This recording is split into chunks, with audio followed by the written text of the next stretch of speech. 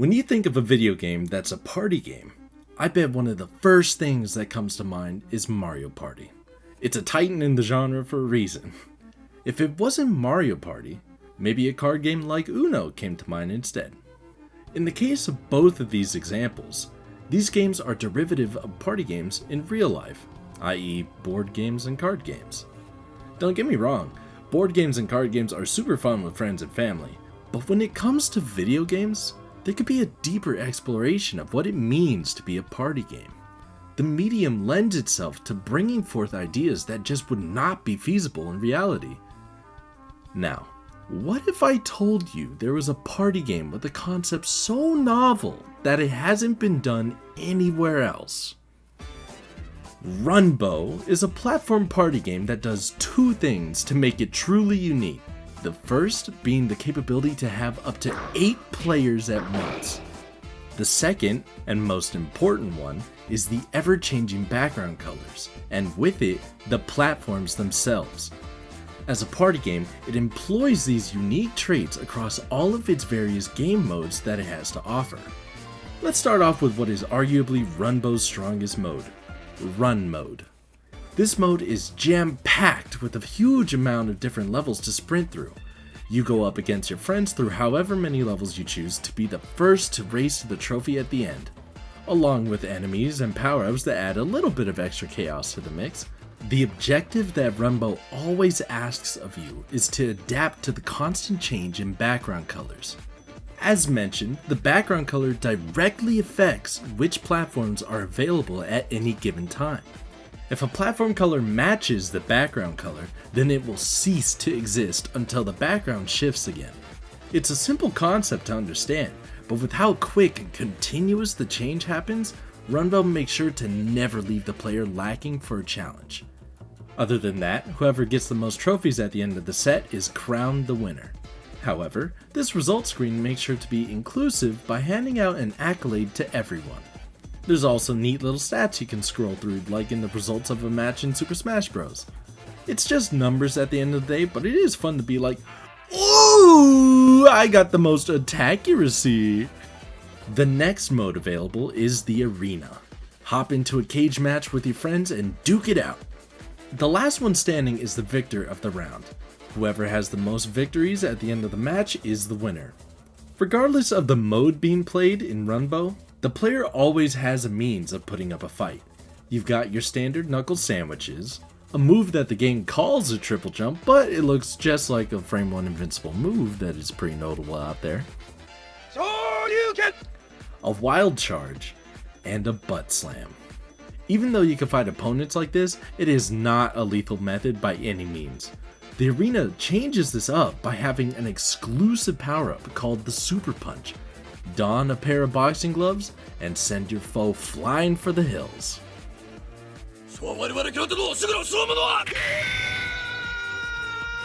Now, the other multiplayer mode, King of the Hill, is... Hey, come on, get out of here, man. Go. Take your guitar too. King of the Hill is like the Arena, but much less lethal. There is a control point and your objective is to stand on it until the countdown is complete. Of course, everyone has the same objective, but with only 1 point to score with, a scramble is inevitable. There actually is one more multiplayer mode, but unfortunately this mode is exclusive to one console. I guess you could call it lost media if you want, because Color Master is only playable on the wiiu because it was built entirely around the use of the gamepad. The titular Color Master would use the gamepad to do everything they could to prevent the other players from completing a level. If all of the players are eliminated in a level, the Color Master gets a point. But if even one player makes it to the end, the runners get a point. It's a really cool asymmetric battle mode, and it's just a shame that it hasn't been able to carry over to future ports of the game.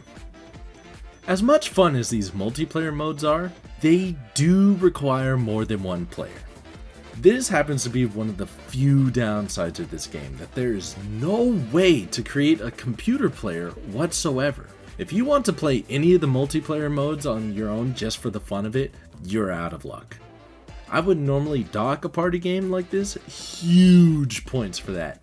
But Runbow does make sure to have an adequate amount of single player content to explore through with the story mode and the behemoth. Although these are mainly done alone, they do still have multiplayer functionality, so the option is open for others to still join in on the adventure. The story mode has 4 worlds, let's call it, to go through, each of them having a vast array of levels within.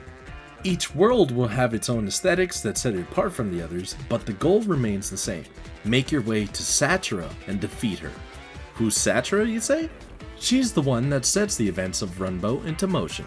You see, the colored people... Whoa! Satura, what did you do to my script? Relax, honey. Oh my gosh. The people of color were having a gay old time partying together. Seeing as Satura was not invited to bust a move with the others, she makes it everyone else's problem, leading to the segmented worlds in the story mode. After beating all of her levels, the Runbowians, or whatever you want to call them, extend a hand to their former adversary and invite her to party along with them. Wow, so Runbow teaches us that if we do our best to work together, even with our differences, and with those willing to atone for the mistakes in the past, we can achieve a brighter, more colorful tomorrow. White women be the problem, oh my god! The level select is formatted almost like a board game, where each level you complete allows you to move to an adjacent space. With that being the only limitation placed against you, the path to each Satura level can be as straightforward or as scenic as you want it to be. The levels themselves are also really fun bite-sized challenges that simultaneously teach you the mechanics of the game, as well as put them to the test. They vary in difficulty and the challenges that they provide, so even if you carve a path around some of the harder levels, you are bound to face them one way or another since each Satura level is always bordered by the harder levels. Each level was designed to be as compact as possible though, so even the most difficult levels don't take more than a minute to complete. Those with a keen eye will also notice that a lot of these levels show up in the multiplayer game modes, so the story mode can also serve as a bit of a practice range. As the cherry on top, each level has medals to collect. Medals are obtained based on the time it took to complete each level. The faster the time, the more medals to obtain. Other than bragging rights, these medals go towards unlocking additional costumes and artworks. Now, I don't know about you, but I love me some game art, especially concept art. And if playing the game a little more is all it takes for me to get some, then goddammit, you son of a bitch, I'm in. The behemoth is the biggest challenge that Runbow has to offer. It is one multi-chambered, non-stop gauntlet until you reach the end. The game mode even shows a warning to make it clear that there is no way to stop and save in the middle of a run. If you choose to enter the belly of the beast, then you better be ready to complete it in one sitting. Depending on how well you've acclimated to the gimmick that makes Runbow what it is, you can take anywhere between 20 to 60 minutes to complete. A wide range for sure, but for a game mode that asks for all of your Runbow skills to be put to the test, it is an accomplishment regardless of how long it takes. Now, normally this would cap off the single player modes, but Runbow does have an additional story mode as DLC. If you had a great time with everything else that Runbow had to offer, and maybe you're pining for a little more Runbow, and, if you don't mind the little extra price tag, then I'd say that Satura's space adventure is well worth it. Essentially, adding an extra world to explore, with even more story, costumes, and that oh so good art to unlock. Not to mention that once purchased, it also shuffles the newer levels into the pool of levels that the multiplayer game modes use. 13AM Games is the developer and publisher of Runbow, and I can wholeheartedly recommend this game to anyone and everyone. Runbow is more than just a great party game. It's super fun. The music is a treat for the ears. But most of all, I think it serves as a kind of celebration for indie games as a whole. The easiest example to point to is the guest cast itself. You've got the big names like Shovel Knight, Shantae, Gunvolt. And then you've got people like Princess from Chariot, a sports ball guy, and even Unity-chan, the Japanese mascot for the Unity engine that the game was made in. And that's only just some of them, there's so much more. Even beyond that, the game itself is a triumph of what indie games can do. A Game Jam origin story may not be all that special in the world of indie games, but to go from that to a game specifically made with the Wii U in mind is insane. And now, Runbow is practically on every modern console out there. To make a game that has such a one-of-a-kind gimmick with a revolving background and platforms, and then to also support 8 players at once, locally, let alone online play too. But I mean, does that not sound insane? It may sound like I'm waffling over nothing special, but game design is basically black magic. Concepts that sound simple on paper can be a nightmare to actually implement. And then look at what Runbow is, and just tell me that looks easy to recreate. Runbow is a party game unlike any other, and that's the beauty of indie games. If the big names don't want to try anything new, then that's where the smaller, more passionate people come in. I hope with all of this that I've been able to get across that this game deserves to be up there with the greats.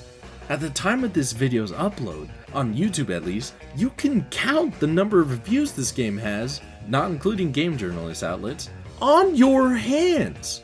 As of now, this game counts as one that no one talks about. And I want so desperately to be proven wrong. This game is good. I want to spread the word of Runbow. I want enough people to play it and to breathe life back into the online servers. I mean, if nothing else, I think it at least deserves a bigger audience for the speedrunning community out there. Just something. If I were to be asked about my favorite game, frankly, I'd have a really hard time answering that question. I mean, there's a lot of games out there, and I played a lot of games. However, if you ask me what my favorite party game is, then my ride or die would be Runbow. No hesitation, plain and simple.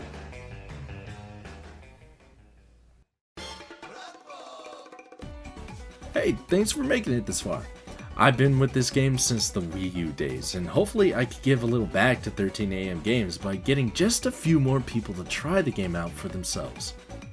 If you've enjoyed it, make sure to leave a like.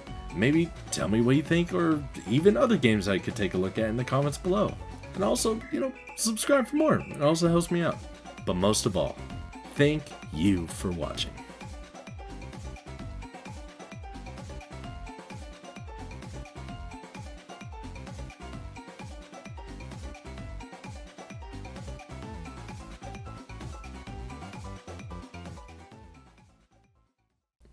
Oh yeah, if it's still June, happy Pride Month.